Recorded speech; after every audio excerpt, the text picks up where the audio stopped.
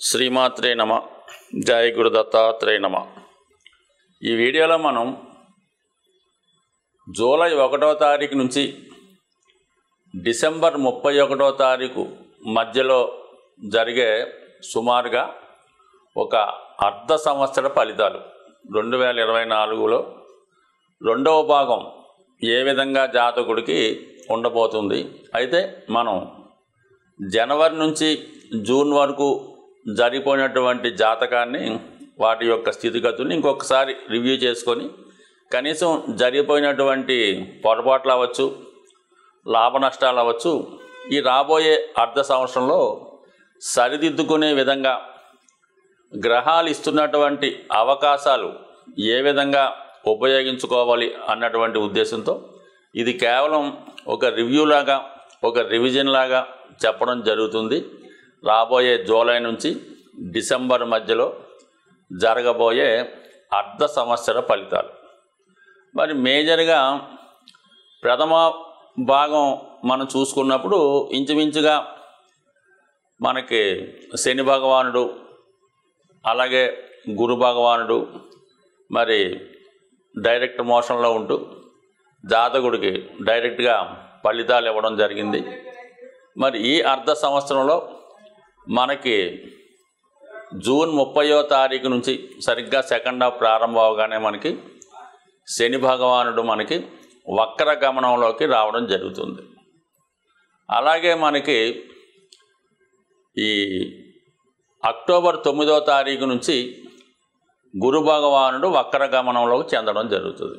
అయితే ఈ వక్ర గమనం చెందడం వల్ల మరి జాతకులకు వచ్చే ఉపయోగం ఏంటి, గ్రహాలకి ఏ విధమైనటువంటి స్వాతంత్రం వస్తుంది అన్న విషయాన్ని గమనిస్తే మిథున రాశి వారికి జూలై టు డిసెంబర్ మధ్యలో జరిగే అర్ధ సంవత్సర ఫలితాలు గమనించినప్పుడు వీళ్ళకి మరి ప్రారంభంలో కొంత ఒడిదుడుకులు ఉన్నప్పటికి కూడా అక్టోబర్ 9వ తారీఖు తర్వాత గురు భగవానుడు వక్ర గమనం స్టార్ట్ అయ్యి ఇంచుమించుగా ఫిబ్రవరి 4 వరకు, అంటే ఇంచుమించుగా మనం ఈ సంవత్సరం చెప్పుకున్నాం కాబట్టి అక్టోబర్ టు డిసెంబర్ మధ్యలో ఈ గురువు 11వ స్థానంలోకి రావడం జరుగుతుంటుంది.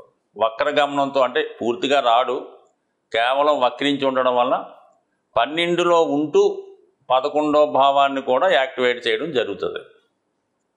సో దీనివల్ల ఏంటంటే జాతకుడికి మరి రెండు విషయాల్లో ఖచ్చితమైనటువంటి ఇంప్రూవ్మెంట్ రావడం జరుగుతుంది. ఒకటి ఏంటంటే దశమ భావానికి సంబంధించినది ఉద్యోగపరంగా అవకాశాలు రావడం జరుగుతుంది, ఉద్యోగంలో అభివృద్ధి ఉంటుంది. ఇక్కడ 12 కూడా యాక్టివేట్ చేయడం వల్ల దూర ప్రాంత అవకాశాలు, విదేశ అవకాశాలు రావడం జరుగుతుంది. ఫర్ ది సేమ్ టైం 11ని 12 యాక్టివేట్ చేయడం వల్ల వచ్చిన లాభాన్ని సద్వినియోగం చేసుకుంటూ ఒక మంచి ఇన్వెస్ట్మెంట్ చేయడం జరుగుతూ ఉంటుంది.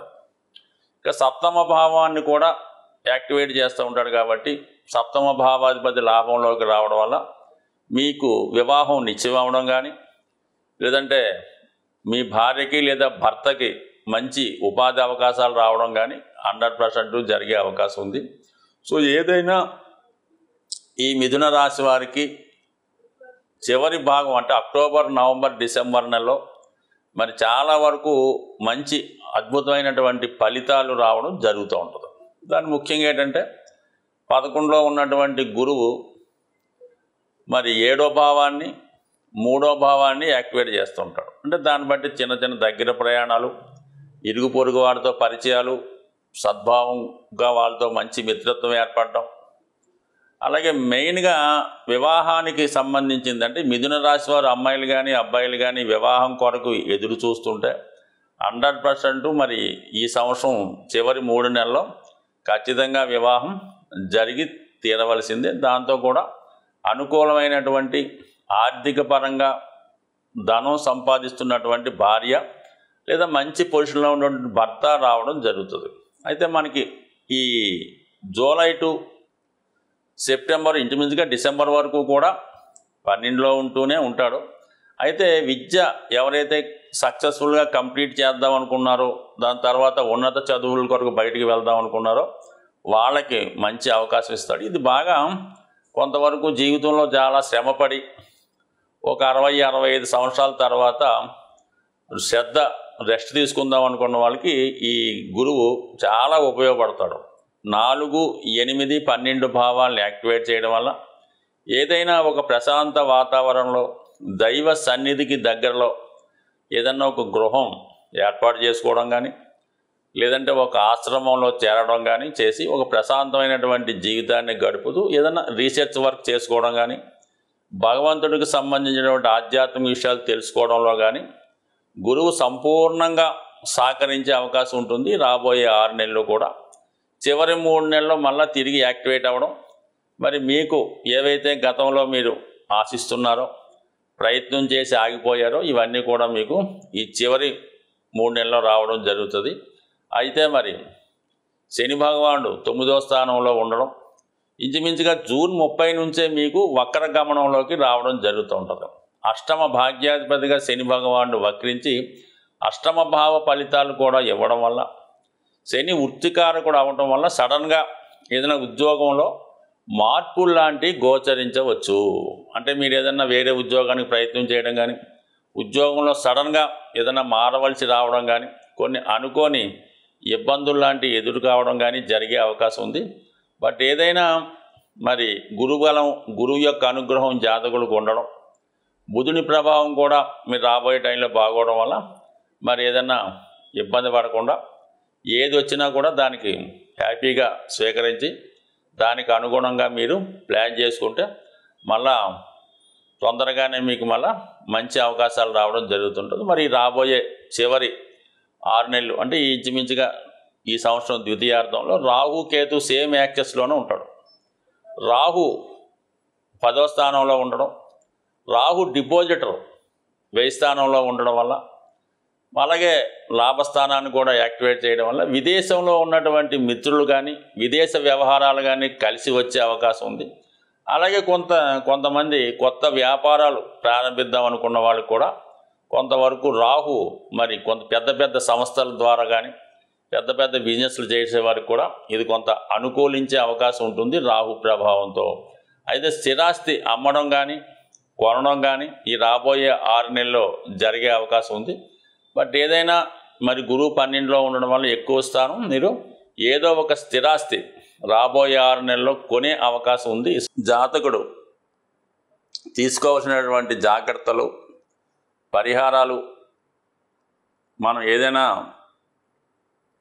జాతకపరమైన సమస్యలున్నా, గోచారానికి సంబంధించిన సమస్యలున్నా వాటికి సంబంధించినటువంటి పరిహారాలు చేసుకోవడం వల్ల కొంతవరకు వాటి యొక్క తీవ్రత తగ్గడం జరుగుతుంది. ముఖ్యంగా అన్ని రాశుల వారికి కావలసింది గురుగ్రహ అనుగ్రహం. ఏ భావంలో గురువు ఉన్నా ఖచ్చితంగా ఆ భావాలకు సంబంధించినటువంటి మంచి ఫలితాలు ఇవ్వడం జరుగుతూ ఉంటుంది.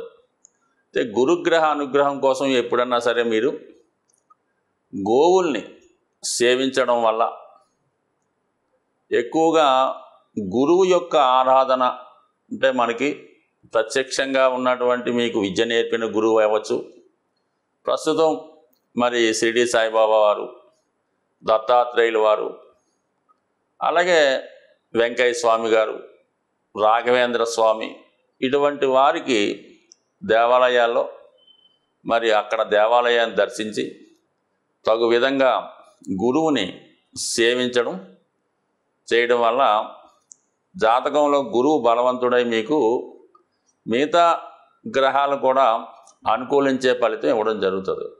ఇంకా తీవ్ర ఇబ్బందుల్లో ఉన్నవాళ్ళు, ముఖ్యంగా అనారోగ్య సమస్య కానీ బాగా ఫైనాన్షియల్ స్ట్రగుల్ ఉన్నవాళ్ళు ఏం చేయాలంటే వారు గోశాల దర్శించి ఆ గోశాలలో వీరు ఎంత బరువు ఉన్నారు చూసుకోండి. సుమారు ఒక 60 కేజీలు ఉంటాయి. ఒక 6 కేజీలు శనగలు మరి నానబెట్టిన కానీ వాటి ముడిసరుకు కానీ కొని ఆ గోశాలలో మీరు ఇవ్వాలంటే మీరు ఆవుకు ప్రత్యేకంగా పెట్టగలరు. మీ వెయిట్కి 10వ వంతు బరువు ఉన్నది ఇవ్వడం చేయడం వల్ల, లేదంటే ఎక్కువగా మీకు ఆర్థికపరమైన సమస్యలు ఉన్నాయి, ఏ విధంగా కూడా ముందుకు వెళ్ళడం లేదు. ఈ పెళ్లి సంబంధించిన సమస్యలు, స్థిరాస్తి గొడవలు ఇవన్నీ కూడా కామన్గా ఉంటాయి అందరికీ. వాళ్ళు ఏం చేయాలంటే, మీరు ఒక అరటిపళ్ళు గెల ఏదైనా కొద్దిగా మనం ప్రయాణం చేస్తే మరి రోడ్డు దాటిన తర్వాత కొద్ది రిమోట్ ఏరియాకి వెళ్తే ఎక్కువ కోతులు ఉండే ప్రాంతాలు వస్తుంటాయి. ప్రతి ఒక్క ఊర్లో కూడా చిన్న చిన్న అడవులు అవి ఉండడం వల్ల కోతులు ఉంటుంటాయి. ఆ కోతులకి రోడ్డు మీద కాకుండా సైడు ఈ అరటిపళ్ళు గెలం ఏ పండు ఆ పండు ఎరగొట్టి కోతులకి ఆహారంగా పెట్టడం. ఇంకా ఓపికన్న వాళ్ళు ఏదన్నా సరే అరటిపళ్ళతో పాటు ఈ మొక్కజొన్నలు అవ్వచ్చు, మామిడి పళ్ళు అవ్వచ్చు, ఏవైనా సరే మరి కోతులకి ఆహారం పెట్టడం వల్ల ఆర్థికపరమైన సమస్యలు ఏ సమస్యని ఇంకా నో డౌట్, ఇంకా మీరు కోతులకు ఆహారం పెడితే మీకు ఎంత క్లిష్టమైన సమస్య అయినా 100% పరిష్కారం అయ్యే అవకాశం ఉంటుంది. ఇక అలాగే శని భగవాన్ యొక్క అనుగ్రహం కావాలి. ఏలినాడు శని, అష్టమ శని, వక్ర శని అనేక రకాలు జరుగుతుంటాయి. ఎప్పుడన్నా సరే మీరు శని భగవాన్ అనుగ్రహం కావాలంటే కేవలం శనికి తైలాభిషేకం, అలాగే శివుడికి రుద్రాభిషేకం కామన్గా చేసుకోవచ్చు. కానీ ఫిజికల్గా కూడా మీరు కష్టపడవలసి ఉంటుంది. మాన్యువల్గా మీరు చేసుకోగలమంటే మీరు మాన్యువల్గా ఆ వర్క్ చేసుకోండి. ముఖ్యంగా ఎవరైతే నిరాశ్రులై ఉంటారో, వృద్ధులై ఉంటారో, రోగగ్రస్తులై ఉంటారో వాళ్ళకి మీకు తోచిన విధంగా సేవ చేయగలిగితే సేవ చేయండి. వాళ్ళు ఏదైనా రోడ్డు దాటడానికి అవసరమైతే సహాయపడండి. లేదంటే వారికి కప్పుకోనక దుప్పటి కానీ, తినడానికి మంచి ఆహారం కానీ, ముఖ్యంగా మెడిసిన్స్ వాళ్ళకి ఒక నెలకి 2 నెలలకు సరిపోయే మందులు ఇవ్వడం కూడా ఖచ్చితంగా మీకు శని భగవానుడు అనుగ్రహించే అవకాశం ఉంటుంది. దాని తర్వాత ముఖ్యంగా రాహు ఎక్కువ ఇబ్బందులు పెడుతుంటాడు. అత్యాశ వల్ల, దుర్మార్గమైన పనులు చేయడం వల్ల జాతకులకి ఎక్కువగా జైలు శిక్షలు, లేదంటే ఈ ఏదన్నా మర్డర్లో చిక్కుకోవడమో, లేదంటే ఎవరన్నా వాళ్ళని హత్య చేయడం ఇలా జరుగుతుంటుంది. అంటే ఏ కార్యక్రమాలు చేస్తుంటాడో వాడు ఆ విధంగానే మరణిస్తూ ఉంటాడు అన్నమాట. సో అటువంటిది వాటికి రాహు కారణం అవుతుంటాడు. కాబట్టి రాహు యొక్క తీవ్రత తగ్గాలంటే కంపల్సరిగా మరి అమ్మవారి యొక్క ఆరాధన చేసుకోవడం, చండీ హోమం లాంటివి చేసుకోవడం మంచిది. కొద్దిగా ఇబ్బందికరంగా ఉన్న రాహు ఇబ్బందుల నుంచి తప్పుకోవాలనుకుంటే బాగా కార్మికులు లాంటి వాళ్ళకి, కొద్దిగా అలవాటు ఉన్న వాళ్ళకి ఒక క్వార్టర్ మందు బాటిలు, ఒక బిర్యానీ ప్యాకెట్టు ఇవ్వడం వల్ల రాహు ప్రీతి చెందే అవకాశం ఉంది. సో ఇది ఒక విధమైనటువంటి తాంత్రిక రెమెడీగాను, లాల్ కితాబ్ రెమెడీగాను పనిచేసే అవకాశం ఉంది. ఇదో ఏదైనా రెమెడీ అనేది ఖచ్చితంగా పనిచేస్తుంది. అది కూడా మన కర్మను బట్టి, ఈవేళ రేపా ఎల్లుండి అన్నది అది మీ చేసే విధానాన్ని బట్టి, మీ జాతకాన్ని బట్టి కూడా ఉంటుంది. బ్యాంకులో దాచిన ధనం ఏ విధంగా సేఫ్గా ఉంటుందో మనం చేసినటువంటి ప్రతి పరిహారం కూడా అలాగే నిక్షిప్తమై ఉంటుంది. అవసరమైనప్పుడు దాని ఫలితం వచ్చి మీకు దాని యొక్క ఫలితం అందడం జరుగుతుంది. ఏదైనా కర్మ అనుభవించిన తర్వాతే మా యొక్క రెమెడీ యొక్క ఫలితం కూడా అందుతుంది. అయితే పెద్ద సమస్య చిన్న సమస్యతో పోయే అవకాశం ఉంటుంది. స్వస్తి.